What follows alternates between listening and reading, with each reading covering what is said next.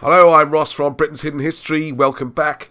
I'll be looking now at more detail about the way the fortress systems were used to defend Wales. I'm sure there's other ones available around Britain, but hey, they're no longer visible. These are. You can visit the sites, you can see them for yourself. And Wilson and Blackett have done a fantastic job in giving us some more details about them. So without further ado, I'm going to jump straight in. Here we go. This is a simple map of Great Britain, just to give people an idea of where we're talking about. This bit on the edge here, this is what's now called Wales, okay, the old Cymru. So we'll go in and we're looking at this south coast of Wales. This is the real kingdom that we're looking at. This is sort of Fortress Glamorgan, although it's divided up into smaller counties these days. Okay, so we've talked about different bits. So the bit I want to look at is this south coast where Penarth. The word pen is head and Arth. Wilson Blackett actually says King Arthur, but heaven forbid I might disagree on that one, with Arth being mutation of Garth, with Garth being the fortress. So that's the head of the fortress. So anyone, that'll be a lookout, people coming through the Severn, which is this estuary here. And then further up, this sort of area, you've got the Garth, we'll be able to see this, and the Garth is the centre of it.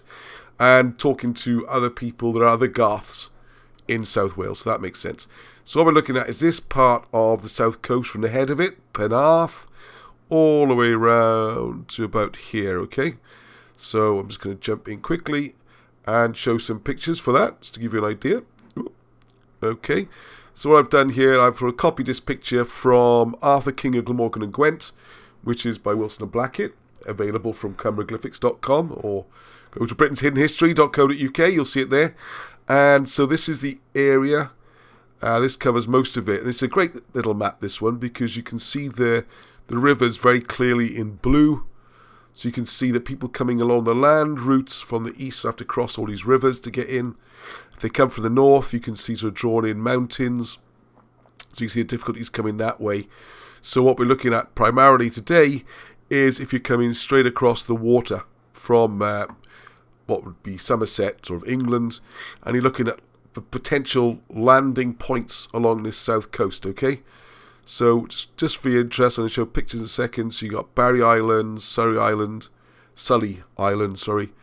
and then you've got a place I'm going to be visiting again very soon and show more pictures of, is this place here, Castle Ditches. I hope you can see that in the middle, which is sort of Nash Point area. And I've got some pictures from the 90s to show about that. So we're coming back to that place. That's also where Kerry Longsword's boat-shaped mound is. So keep that in the back of your mind for future. Alright, so this is now from Arturius Rex, discovered. Hang on. This book, which I'm sure you're familiar with. Oh, it says Ross copy across there. To make sure people order, I don't send my copy off with all its scribbles all over it. Not exactly pristine condition, my books, I'm afraid. They are working tools, okay? So there we go. There's Penarth again. Arthur's head is what Wilson and Blackett call it. Or I would say top of the defences. Who am I to argue with them? And the centre town is a place called Pentremeirig, which you can drive through. There's not an awful lot in Pentremeirig. It's a very small little village. But I'm sure you're aware that it's the head town of Meirig, Meirig being the father of Arthur. So he's got the centre point. And here we see again the situation of the hub and the spokes going out to the wheel. So the wheel in this case is the south coast of Glamorgan. And here's various sites of forts where you can see these, you can actually go and see these castles, what's left of them if they're not being built over. Some of them, unfortunately, are slightly buried, but at least that gives you an idea anyway. So as you can see there, it's got the wrong caption underneath, that refers to Caerleon. It's just the way it appears in the book. Alright, so here's picture across from Nash Point. You can see that very difficult to land anywhere along there. You can only really come in the estuaries.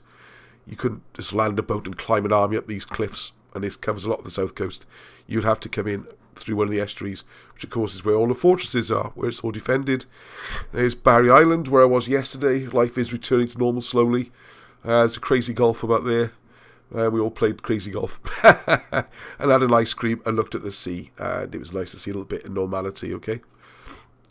And there's me from a couple of years ago. This is Sully Island. Again, another island sticking off the south coast, so Makes it a good vantage point to keep an eye on any boats coming across or up and down the river or estuary. People think these are beaches and it's a sea. No, it is an estuary, okay? And this is viewed, as it says in the caption, from the Captain's Wife restaurant. Be careful if you go to Sully Island, because you can walk across certain times of day. But the Severn is the second highest tidal flow anywhere in the world, and you can get cut off. And many people have died trying to get back across again when the water's flooding back in, okay?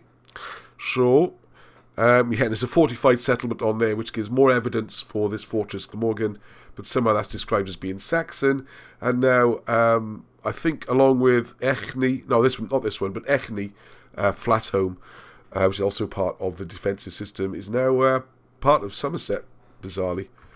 Alright, so there you go, that's all it was. I'll keep these short, just serving to digest while you're sort of having a coffee or something, a little break. I know time is precious, and I'll try to keep these as short as possible. So there you go, till the next time, I shall see you soon. Peace, which is Heddwch.